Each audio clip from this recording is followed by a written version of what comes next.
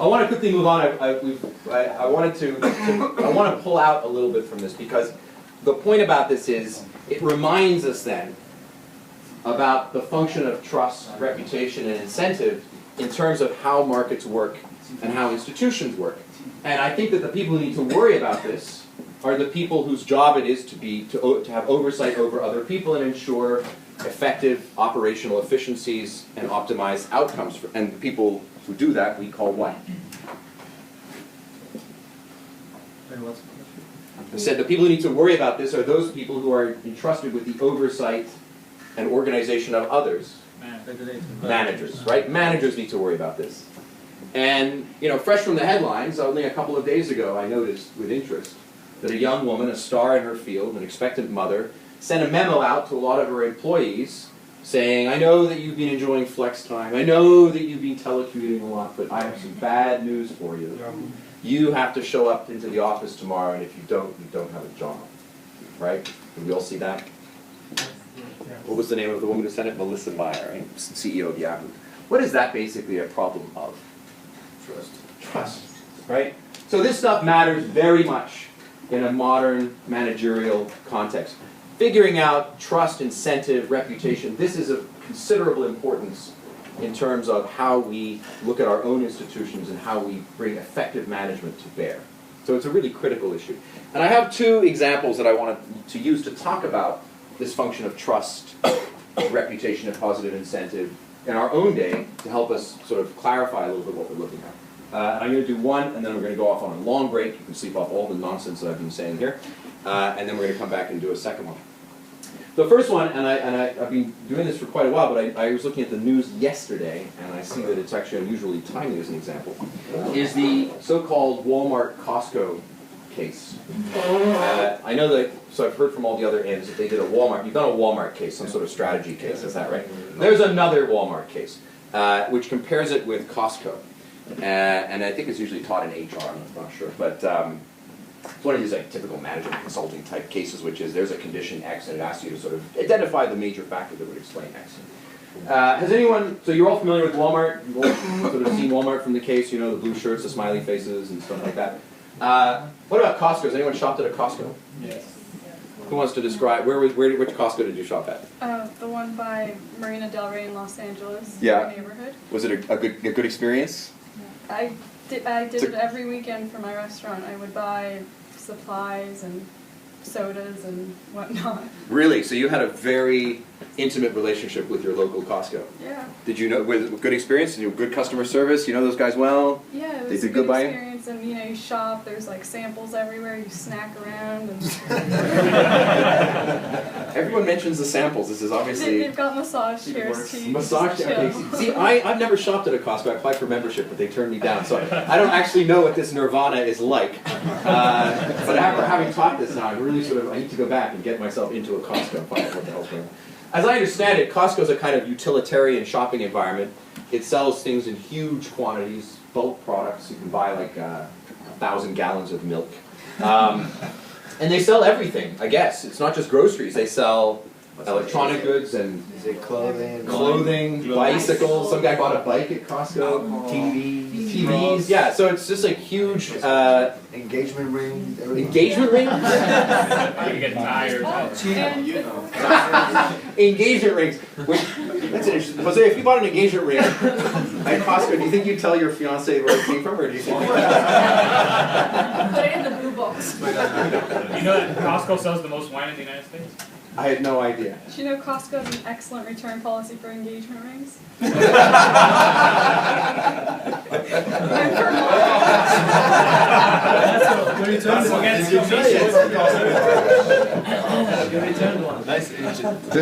There's a story there, I guess.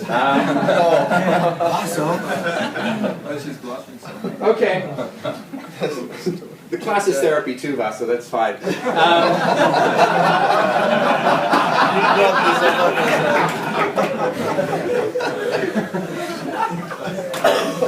Okay, you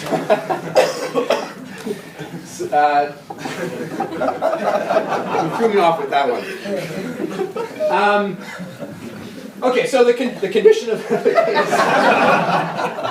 Maybe I should just go on break now. We can figure out. No, I want to do it quickly. The condition of the case is basically this: if you compare, so obviously Walmart and Costco occupy slightly different retail spaces, but from an employment perspective, the space is very, very similar, right? It's restocking, it's retail, it's customer interaction, and so on. So basically, it's the same employment environment.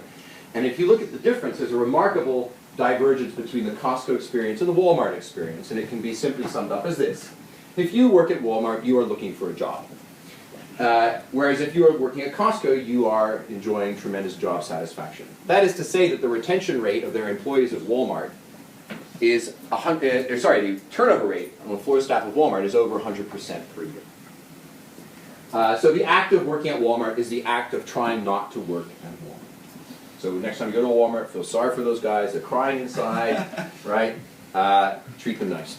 Costco has not just very high retention rate, but in comparison with a box store, I think it has the best retention rate in the industry. I'm not entirely sure about that, but certainly one of the highest. I think it's the best. Why would that be? How could we explain the difference between a Walmart, working at Walmart looking for a job, Costco, so happy to be at the Costco? And trusting and empowering the people that are working. Trust and empowerment. What else? Responsibility.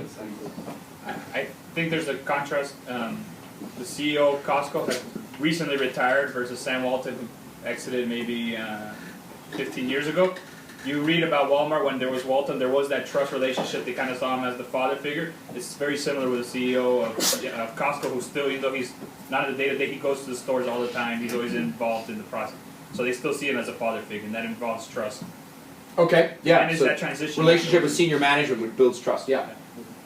I think Walmart expands so much faster than Costco, and you have issues retaining quality staff and training them, building a trust relationship. But there's actually a fundamental, as I said, if we look at it as a management consulting thing, right? We would be looking for what would be the first obvious factor that we would want to investigate that would explain this condition, right? What might be one thing that Costco employees have that Walmart employees do not have, right?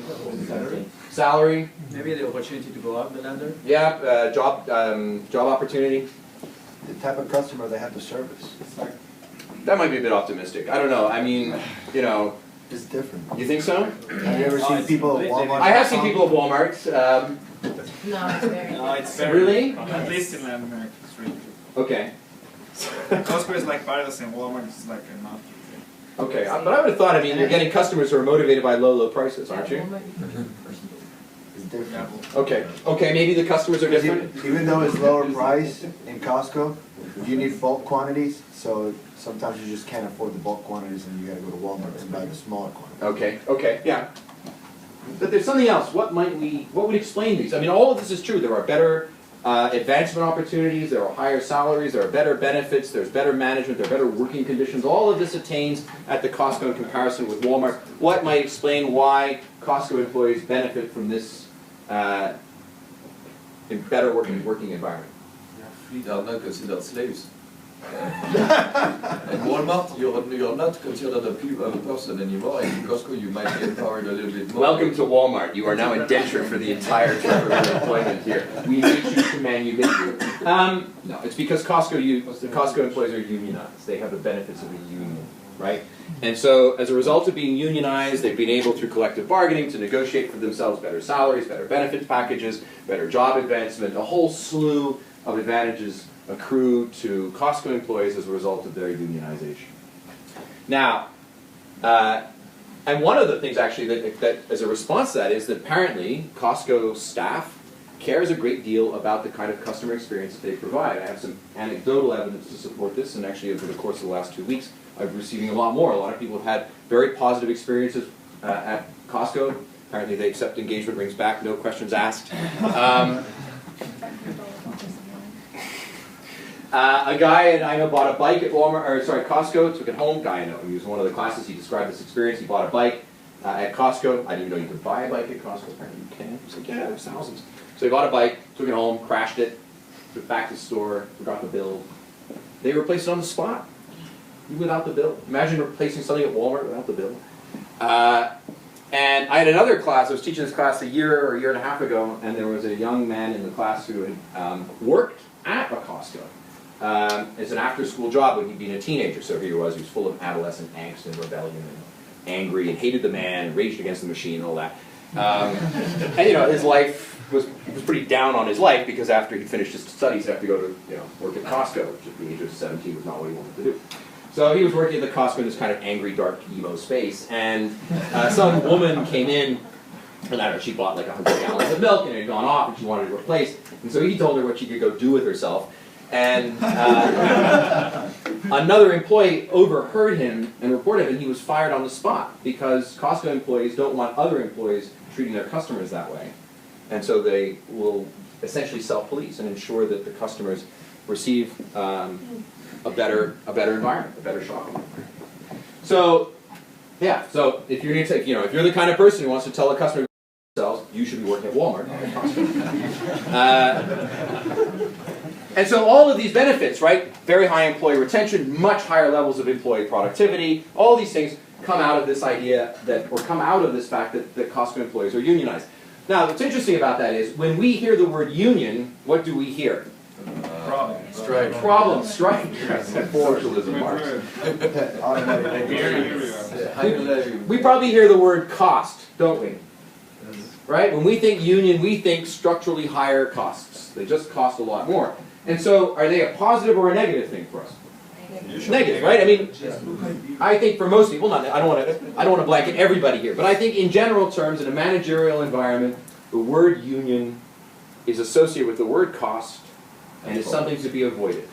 And it's true that at Walmart, for example, Walmart would rather close a store than permit its employees to unionize. They are dead set against unionization.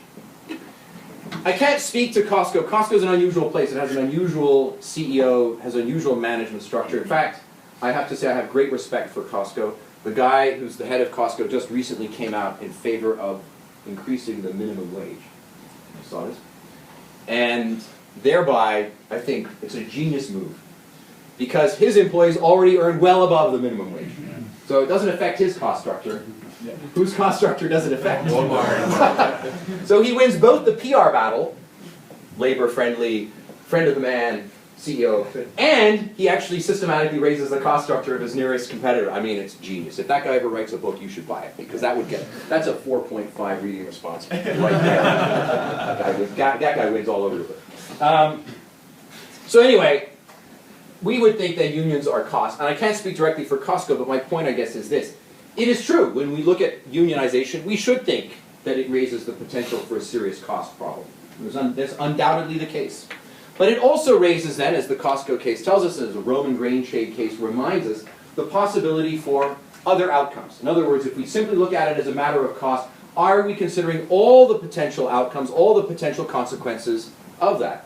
Costco would not have, presumably, the highly productive, highly satisfied workforce be characterized by very strong retention rates and strong employee loyalty, bringing good customer experiences to the floor of their shops if they didn't have a union. We should be able to anticipate that outcome. And we cannot anticipate that outcome if all we do is look at something like a union and think cost. We have to instead interrogate it in another way. We have to think about it, well, what might this do for incentivization? What might this do as a positive incentive for our employees? What does it tell us about the way in which our reputation will expand? What does it tell us about the kinds of trust that will be established in our employee base? Not to say that you want to unionize. I'm not making an argument here for unionization, am I? I'm not saying that unions are a good thing.